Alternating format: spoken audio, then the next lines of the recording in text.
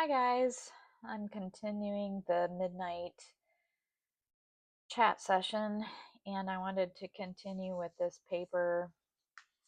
It's a British study from the UK talking about how adult people, excuse me, I just took a drink, um, who are neurodivergent, autism, ADHD, etc., feel like they don't get the help that they need. And even with socialized medicine, they feel like they're not getting the help that they need. And it's the same thing over here in the United States. We have a different system, but we don't get the help that we need.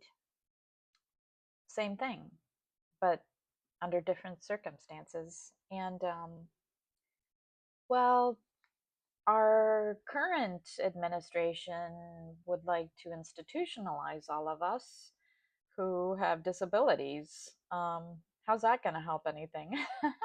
I guess we'll be slave labor or something in a slave camp.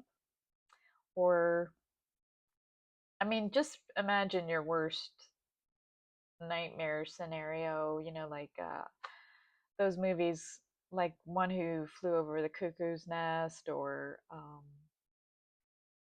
I don't know. I think it was this lady named Mary Bly. Her, I can't remember. I watched like an old movie from the 80s, and she was a reporter way back in the early, early 1900s. And there was nothing wrong with her. She was an investigative journalist, which was quite unique for that period of time for a female to be a journalist. But she had a lot of courage, and she went undercover and pretended like she was mentally ill because she wanted to expose the treatment that these women were getting at uh, these institutions. And was able to they were finally able to get her out of there. And she did write up a piece and was able to expose the horrible treatment that the forced like, it was horrific, really horrific. They didn't show it all in that one movie, but I looked into it more. So anyways, I wanted to get back into reading about this. I printed it out and made highlights, but I want to read from my laptop because it's easier. So, excuse me, a lot of people feel like they're dismissed for treatment or support because they are viewed as coping. What that means is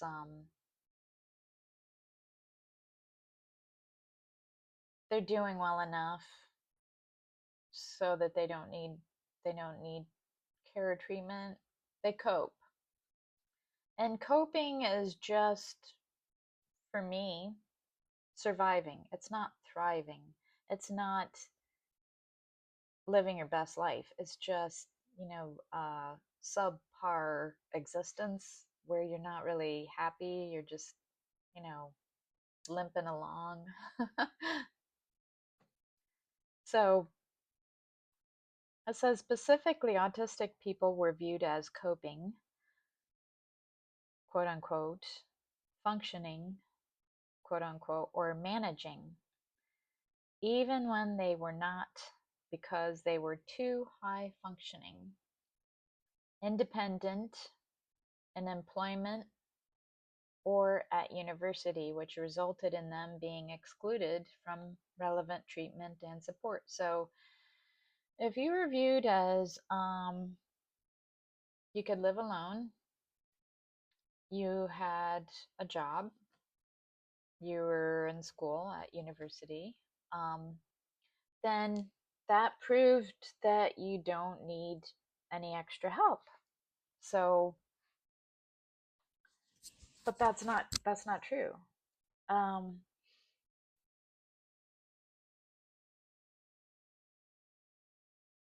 it's just not true. It's not thriving. Like I said, here's somebody who said, I am high functioning and an adult. I feel lost. I am too high functioning for most ASD programming in my area, but not neurotypical enough to function well in conventional work in social situations and environments. However, being in employment, for example, did not necessarily mean that the person was coping and did not need support or treatment. And here's another person quoting, I think some of the issues with understanding is that some people don't think you can be really struggling if you are managing to go to work or uni, etc. Of course, in hindsight, with the Asperger's diagnosis, that is just partly because dropping the routine would be even worse. I was also conscious that I was safer not in the house, which I don't know what she means by that, but it's a female. Um, I think I think maybe she was alluding to how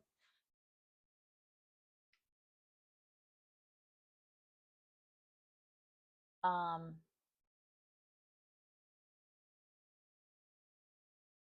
because a lot of us have to put on an act um just so that we can get through the day and I mean, we're not okay on the inside, but we are pretending like we are okay. And, because when we get home, we like collapse. We're so exhausted from having to put on this act and pretend like we are normal or, like um, everything's fine when a lot of it has to do with our mental uh, anxiety because we have like a lot of fears and like the thoughts the thoughts are always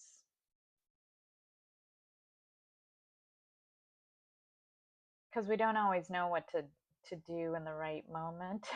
So we're having to be in a high state of arousal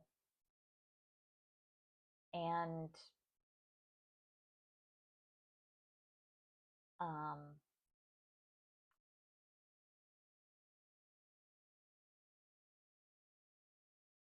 fight or flight kind of situation where you're um, all your senses are on high alert and you feel like you're in danger and you feel like you have to be perfect and um and not make any mistakes, so it's hard.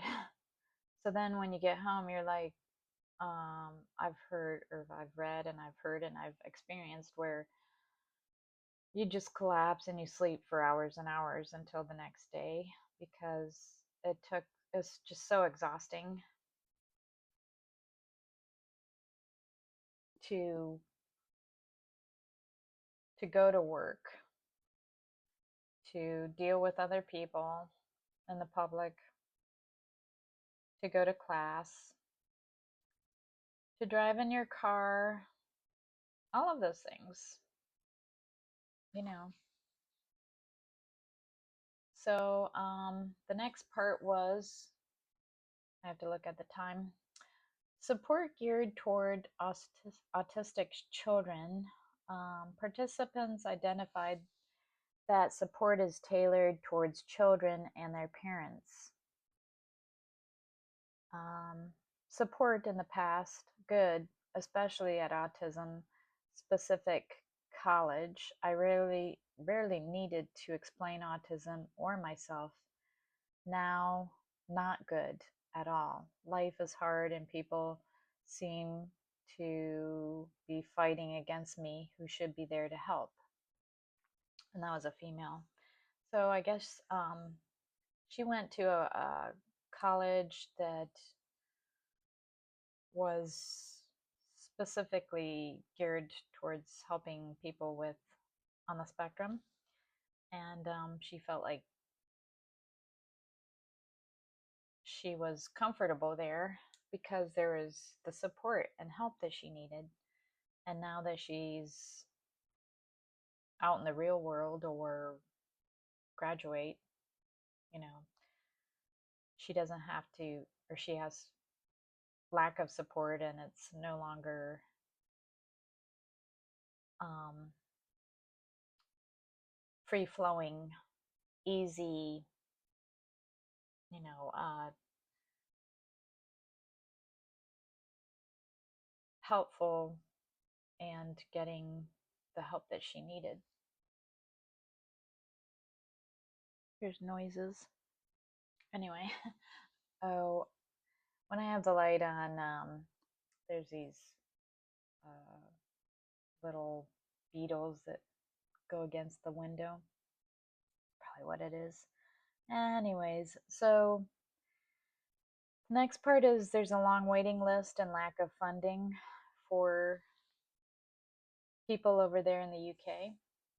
And participants identified long waiting lists and lack of funding from the National Health Service, NHS, in the United Kingdom.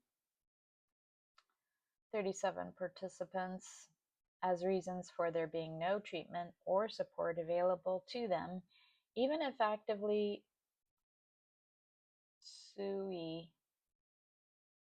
I can't say the word because apparently we are being not allowed to say it for whatever stupid reason. And then this person says I tried to unalive myself, and I was really fucked up and needed counseling. NHS waiting list was 9 months. You can't wait 9 months when you are ready to do that. I only got through that period by abusing drugs. So, she had to be high or to get through that period because she was unable to go get and to see anybody, to talk to anybody. Many participants gained access to the treatment and support they needed by paying for it themselves. See, so it doesn't matter.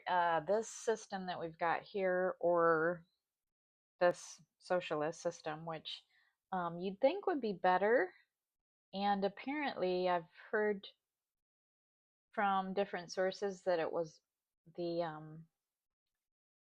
it was very good in the beginning, but it's over the years it's just gotten to this state of not working. They had to pay for it themselves. So people who could not afford it, they had to go without treatment. Oops, I messed with that. I'll just say it again. People that could not afford to pay for their own treatment went without. If I had not been able to borrow the money to see one privately, I would still be living a nightmare full of untreated anxiety and self-hatred because I thought it was my fault that I was different. Um,